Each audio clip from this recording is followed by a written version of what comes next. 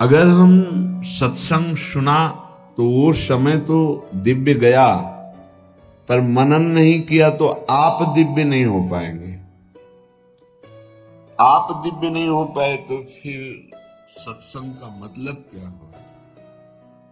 आसुरी प्रवृत्ति से हटकर दैवी संपदा का हृदय में प्रादुर्भाव हो जाना, इसे ही दिव्य कहते हैं। निर्भय, निश्चिंत, निशोक, कोई चाह कोई विकार नहीं, एकमात्र भगवदानंद में तृप्त, तो समस्त दैवी संपदा अपने आप जागृत हो जाती है। उपासक बनना कठिन है, कहलाना सरल है। मन और इंद्रियां इतनी चंचल हैं कि ये भगवदानंद का लोभ ही नहीं प्रकट होने देती। बस विषयानंद भोगों को ही सुख मानकर हम चंचलता पूर्वक मन को इस भोग से उस भोग, उस भोग से उस भोग में दौड़ाते पूरा जीवन व्यतीत कर रहे हैं। लेकिन कभी भगवदानंद का लोभ नहीं आया, ना बुद्धि में, ना मन में, ना इंद्रियों में। आज संयोग बैठाल रहे हैं हरिजू कृपा करके, सत्संग के द्वारा हृदय में नाम का लोभ, कि नाम रूपी धन इकट्ठा कर ले, सुकृत का भोग। हमारे अंदर कोई भी ऐसा दोष ना हो जो हमारे सुकृत को नष्ट कर दे, हमारे पुण्यों को नष्ट कर दे, ये सावधानी। मान अपमान का अपमान हो जाए तो भगवान हमारे किसी अहंकार का नाश कर रहे हैं, सम्मान हो जाए तो भगवान की कृपा का सम्मान हो रहा है, ना कि मुझ देह धारी का। भगवान की कृपा का, गुरुदेव की कृपा का सम्मान हो रहा है, तो वो सम्मान गुरुदेव का अपना कभी ना माने, अपने इष्ट देव का सम्मान। लेकिन अपमान ये हमारे किसी कर्म को पावन करने के लिए किया जा रहा है। अगर सम्मान को अपना मान लिया तो अपमान सह ही नहीं सकते, सिद्धांत है। सम्मान का भोग करने वाला कभी अपमान को नहीं सह सकता, और अपमान को जिसने सहा नहीं वो कभी महापुरुष नहीं हो सकता। निंदा, अपमान, तिरस्कार स्वाभाविक सहज में जो सहन करता है वही दिव्य हो जाता है, वही दैवी संपदावान हो जाता है। चलते हैं परम पावन महामहिम परम कृपालु प्रिया प्रीतम की चरणारविंद की अद्भुत प्रेम लक्षणा भक्ति प्रदान करने वाला वृंदावन धाम, इसकी महिमा का प्रारंभ कर रहे श्रीपाद प्रबोधानंद जी महाराज। श्री राधा, यहीं से प्रारंभ है और कल सुना श्री राधा इसी में पूर्ण हुआ। कि हमारी वाणी राधा राधा बोलते हुए इसी वृंदावन धाम में प्राण त्याग दे, बस यही हमारी इच्छा है। यही विश्राम है और यही प्रारंभ है। श्री राधा ही प्रारंभ है, श्री राधा ही मध्य है और श्री राधा ही विश्राम है। बड़े भाग्यशाली हैं जो राधा नाम में रुचि, राधा नाम जपने में भाव कर पा रहे हैं। बड़े भाग्यशाली हैं। नहीं तो प्रियाजू के स्वरूप को जानना बड़ा कठिन है। अर्थात ब्रह्म तत्व को जैसे जानना कठिन है, पर जाना जाता है वेदांत के द्वारा। कृष्ण तत्व को भी जानना कठिन है। बड़े बड़े ब्रह्मादि देवता भी कांप गए कृष्ण महिमा देखकर, फिर भी भगवत भक्त जन कृष्ण तत्व को भी जानते हैं। लेकिन राधा तत्व ये बड़ा गूढ़ विषय है। हित ध्रुव ते सबहिन ते दुर्लभ रसिक मरम पै जानत। ये केवल वृंदावन नित्य विहार रस के रसिक ही जानते हैं। बाहर बहुत से बहुत प्रकाश हुआ तो कोई गोपी कह के बोला। कल एक प्रश्न कर रहे थे, कल ही होगा या पर ये स्मृति में क्योंकि जब स्मृति अपने आराध्य देव की बिकी हुई हो जाती है तो ज्यादा आज कौन सा वार है, कौन सी तिथि है, क्या है, ये सब वो कह रहे थे कि राधा कृष्ण के प्रेम को आज संसार में लौकिक प्रेम से जोड़ा जाता है। पहली बात तो समझिए, तुम और तुम्हारा तन ही बिल्कुल बिलग है। तुम अज्ञानी हो इसलिए ये नहीं जान पा रहे कि तुम सच्चिदानंद स्वरूप हो। पक्का ईशावास्यमिदं सर्वम यत्किंच जगत्याम जगत। अपने को तो तुम जान नहीं पाए, तुम प्रिया प्रीतम को जान लोगे। दूसरी बात यह है कि तुम अपने को पांच भौतिक शरीर पुरुष या स्त्री माने हुए हो, अज्ञान की धरा में जी रहे हो, देह भाव में आसक्त हो रहे हो। तुम जान पाओगे प्रेम किसे कहते हैं? और प्रेम के गाढ़ समुद्र हैं हरि, और हरि के प्रेम समुद्र का सार है सांद्रानंद घन प्रेम मूर्ति किशोरी। तुम क्या जानोगे? रसो या परमानंद एक द्विधा सदा। जो परमानंद तत्व रस है वो एक है, पर वो दो रूपों में खेल रहा है। राधा कृष्ण रूपाभ्याम तस्मै तस्मै नमो नमः। वही सच्चिदानंद का सार जो प्रेम तत्व है वो हमारे श्यामा श्याम के रूप में है। श्याम श्यामा है, श्यामा श्याम है। कैसे जानोगे? एक प्राण दो तनु, वहां पंच प्राण एक तनु। तुम पंच प्राण और एक तनु तुम हो, भौतिक देहाभिमानी। और वहां जो आत्म तत्व है वही प्रियाजू का तनु है, जो आत्म तत्व है वही श्री कृष्ण का तनु है। दो तनु में एक प्राण एक मन, एक ही आत्म तत्व तनु धारण किए हुए। वो तनु सच्चिदानंद घन, जैसे तुम्हारी आत्मा वैसे प्रियालाल का तन, प्रेम मूर्ति। कैसे जानोगे? किसी की होड़ प्रियाजू तक पहुंच सकती है। उपमा, देवलोक भूलोक रसातल सुन कवि कुल मत डरिए, सहज माधुरी अंग अंग की कह कासो पट तरिए। क्या जानोगे? भगवत रसिक रसिक की बातें रसिक बिना को समझ, राधा तत्व को जान लोगे। अरे श्री कृष्ण तक पहुंचना बड़े बड़े ब्रह्म ऋषियों के लिए भी बड़ा दुर्लभ माना गया। मुनि मन ध्यान धरत ने पावत, करत विनोद संग बालक भट। ये तो इस रजोपसेवी वृंदावन के रसिकों की कृपा जो राधा तत्व को जान ले। राधा कृष्ण एक ही बात है, श्याम ही श्यामा है, श्यामा ही श्याम है। कहने को श्यामा श्याम है, वो एक है। श्री हरिवंश सुरीति सुनाऊं, श्यामा श्याम एक संगाऊं। छिन कबहुन अंतर होई, प्राण सुएक देह है दोई। प्रिया प्रीतम के हम ये संसारी जन सांसारिक लौकिक शरीर आसक्ति को राधा कृष्ण के प्रेम से जोड़ते हैं। भगवान रक्षा करें उनकी बुद्धि की, उनके विचारों को शुद्ध करें।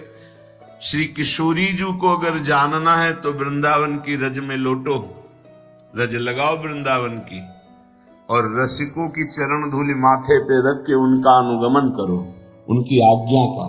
वो जैसी आज्ञा करें, फिर किशोरी जी कृपा करें तो समझ में आ जाए कि जिनकी पीक दाने लिए हुए स्वयं अखिल कोटि ब्रह्मांडों का नायक खड़ा हुआ है, उगार की इंतजार करते हैं, जिनके चरणों में महावर लगाते हैं, जिनकी चरण रखने की चौकी को ब्रह्मा शंकर सनकादि प्रणाम करते हैं, वो प्रभु जिनके चरणों में महावर लगाते हैं वो राधा तत्व है। कैसे जानोगे?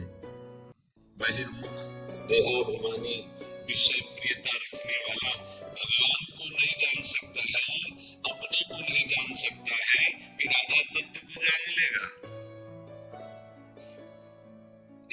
में नहीं है, ये कवित्व जोड़नों में नहीं है, ये वो महान परमहंसों के लिए भी दुर्लभ रस है जो केवल केवल रसिकों की कृपा से मिलता है। बस भगवत रसिक रसिक की बातें रसिक बिना को तत्काल उनको रोका गया, प्रश्न भी इस विषय में मत उठाओ। चलो, अधिकार ही नहीं तुम्हारा कि तुम इस विषय को सुन सको, उसके लिए अधिकार चाहिए। अधिकार इस रज का सेवन, अधिकार प्राणों का पहले समर्पण भगवान श्री कृष्ण में। श्री कृष्ण कृपा करे तब राधा नाम में प्रीति, राधा चरणारविंद में प्रीति, तब रसिकों की कृपा से आप जान पाओगे कि किशोरी जी क्या है। ये हम केवल भावुकता में नहीं बोल रहे, खूब अच्छे से वेदांत शास्त्र, जो तुम्हारी गति नहीं है वहां मति पहुंच चुकी थी पहले ही।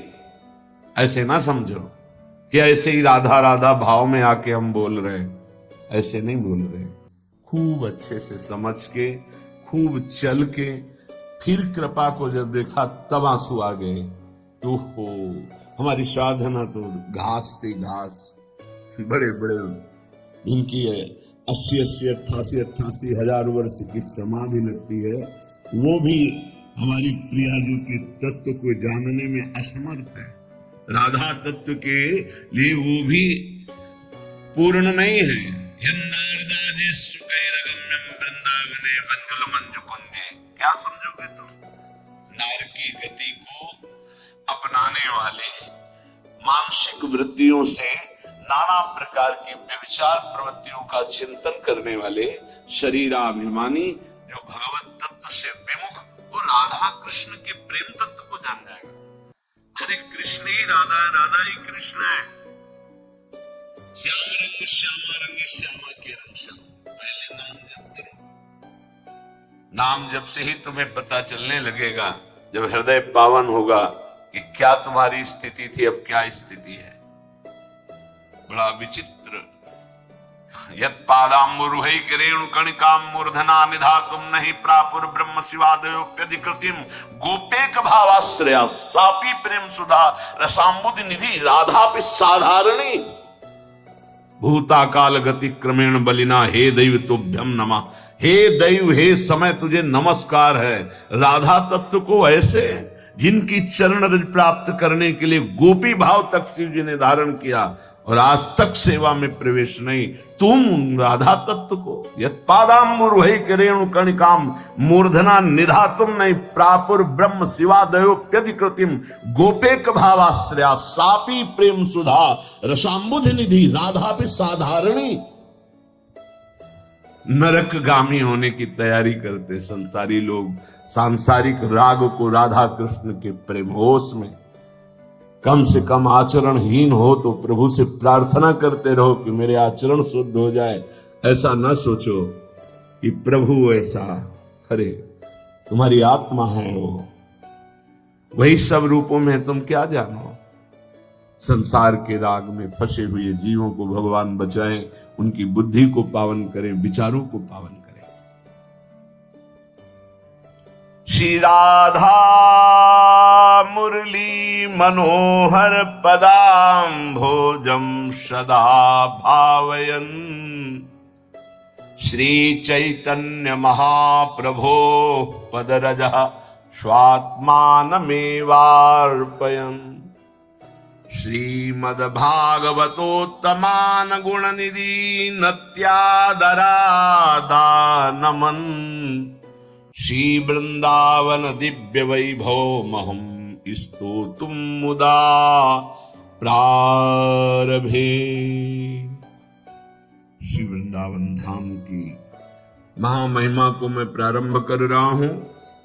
पहले तो श्री किशोरी जी के चरणों में साष्टांग प्रणाम करता हूं, फिर मुरली मनोहर पादाम्भोजम सदा भावयन, मुरली मनोहर श्री लालजू महाराज के श्री चरणों की सदा भावना करता हूं, प्रणाम करता हूं। फिर परम गुरु परम कृपालु श्री कृष्ण चैतन्य महाप्रभु की पदरज का चिंतन करता हूं, अपने आप को समर्पित करते हुए, क्योंकि उन्होंने ही वृंदावन भेजा। श्रीमद् भागवतोत्तमान गुण निधि नत्यादरा दानमन। बड़े बड़े जो भक्त भागवत प्रेमी जन हैं, श्री प्रियालाल के समस्त भक्तों की, महाभागवतों की चरण वंदना करता हूं। ये बिना भक्त चरण रज की प्रताप की कुछ भी। तभी आप लोगों से प्रार्थना करते हैं कि घर से निकलो तो 5 भक्तों का स्मरण कर लो, बहुत सुरक्षित रहोगे, कोई विघ्न तुम्हें परास्त नहीं कर पाएगा। भक्ति भक्त भगवंत गुरु चतुर नाम बपु एक, इनके पद बंधन के नाशत विघ्न अनेक। घर से निकलो 5 महापुरुषों का स्मरण कर लो। हरिवंश महाप्रभु की जय, सेवक जी महाराज की जय, नागरी दास जी की जय, बिहारिन देव जी की जय, श्री स्वामी हरदास जी की जय, हरिराम व्यास जी के समस्त संत भक्तों की जय। नाम स्मरण करते हुए चल लो। जब तक उपासक भगवत भक्तों में महत्व बुद्धि नहीं रखता, तब तक बड़ा मुश्किल है परमार्थ में आगे बढ़ना। भक्तों के प्रति बड़ा पूज्य भाव, संत वैष्णव किसी भी संप्रदाय के हों। संप्रदाय का मतलब मार्ग है। कभी कभी देखते हैं एक वैष्णव दूसरे संप्रदाय के वैष्णव को ऐसी दृष्टि से देखता है कि जैसे कोई बहुत महत अपराधी को देखा जाता हो। ऐसा नहीं होना चाहिए। क्या तुम कृष्ण नाम जप करते हो? क्या तुम कंठी धारण किए हो श्री कृष्ण की? तुम कंठी धारण करने वाले वैष्णव होकर भगवान नाम जप, कोई नाम जप कर रहा हो, वो शिव शिव बोल रहा हो, तो हमारे श्री कृष्ण का ही नाम शिव है। श्री कृष्ण ही शिव है। शिव परम कल्याण, परम मोक्ष, परम आनंद।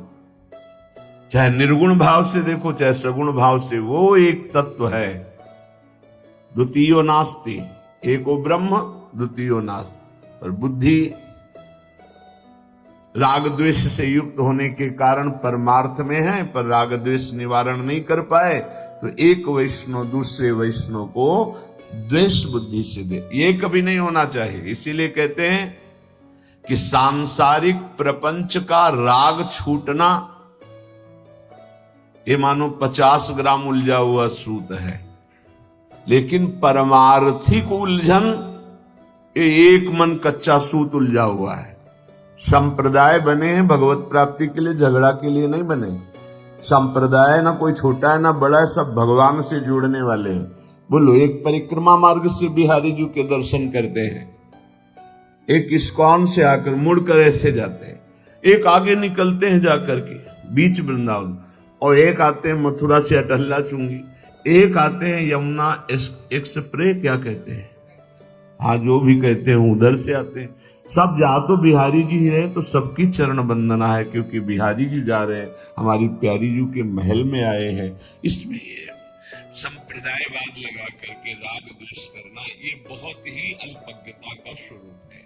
श्रीपाद वृंदावन महिमामृत प्रारंभ करने के प्रथम श्लोक में पहले किशोरी जी को प्रणाम नमस्कार किया, फिर श्री लालजू के चरणों में नमस्कार प्रणाम कर रहे हैं, क्योंकि इनकी कृपा के बिना इनके धाम में न प्रवेश है, न कोई एक शब्द कान में पड़ सकता है इनकी महिमा का।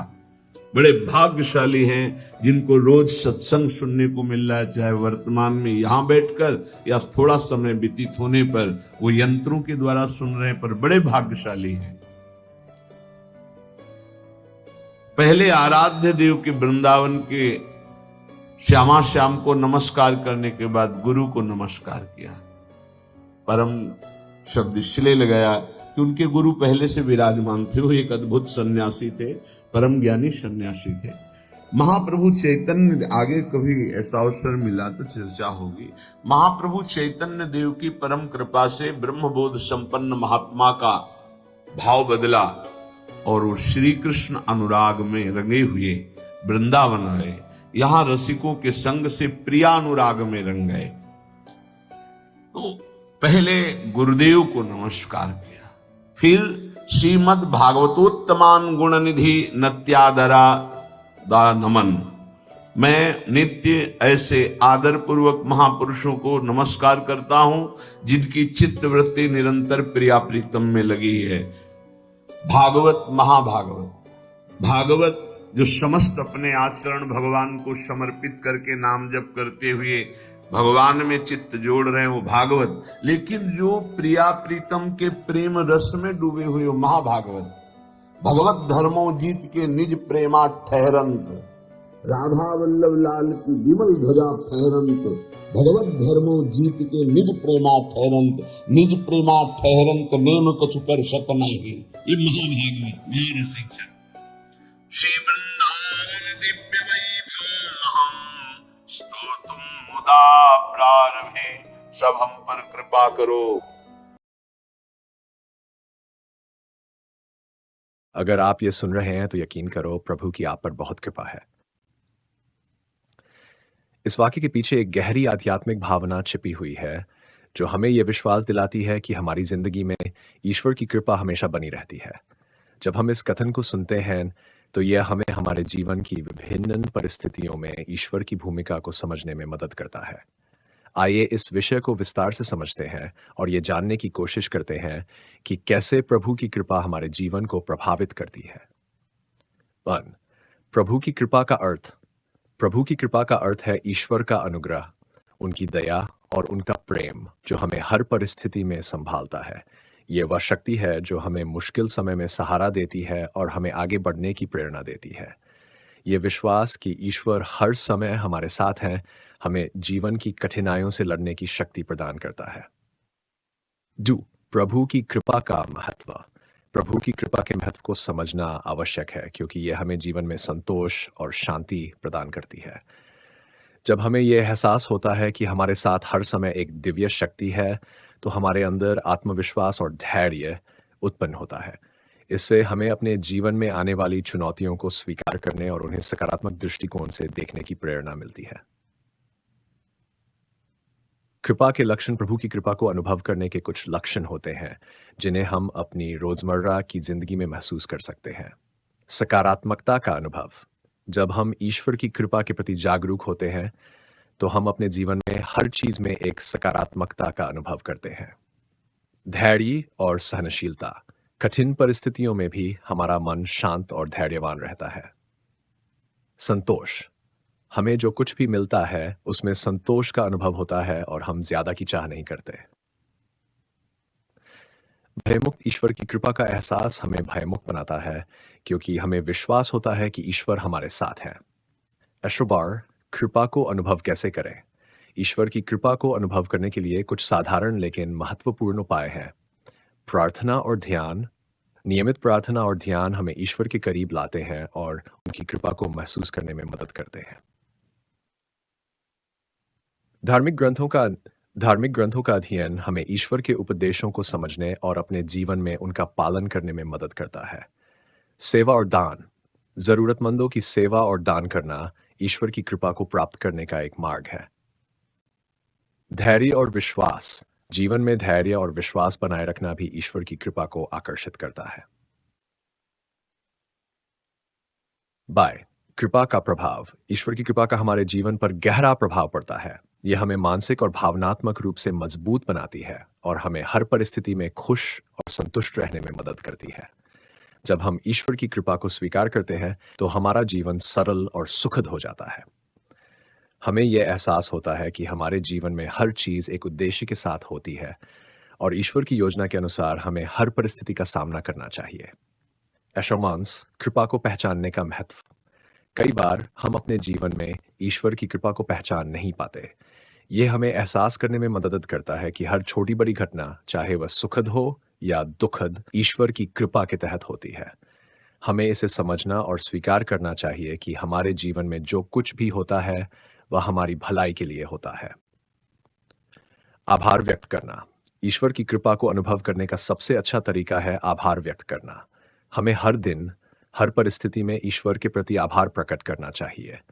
चाहे वह कोई छोटी खुशी हो या बड़ी चुनौती, हर स्थिति में आभार व्यक्त करना हमें ईश्वर के और करीब लाता है। 8. कृपा और कर्म। कृपा और कर्म का संबंध भी महत्वपूर्ण है। हमारे कर्मों का प्रभाव भी हमारी कृपा पर पड़ता है।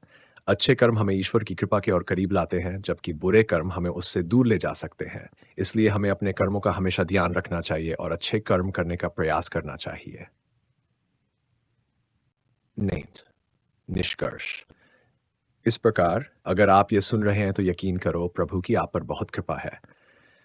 ये कथन हमें यह विश्वास दिलाता है कि ईश्वर की कृपा हमारे जीवन में हमेशा मौजूद रहती है। यह हमें आत्मविश्वास, धैर्य और शांति प्रदान करती है। हमें यह समझना चाहिए कि जीवन में हर स्थिति में ईश्वर की कृपा को अनुभव करने का अवसर होता है और हमें इसे पहचानने और स्वीकार करने के लिए हमेशा तत्पर रहना चाहिए। ईश्वर की कृपा के प्रति आभार व्यक्त करना और अच्छे कर्म करना ही हमें सच्ची संतोष और शांति प्रदान करता है।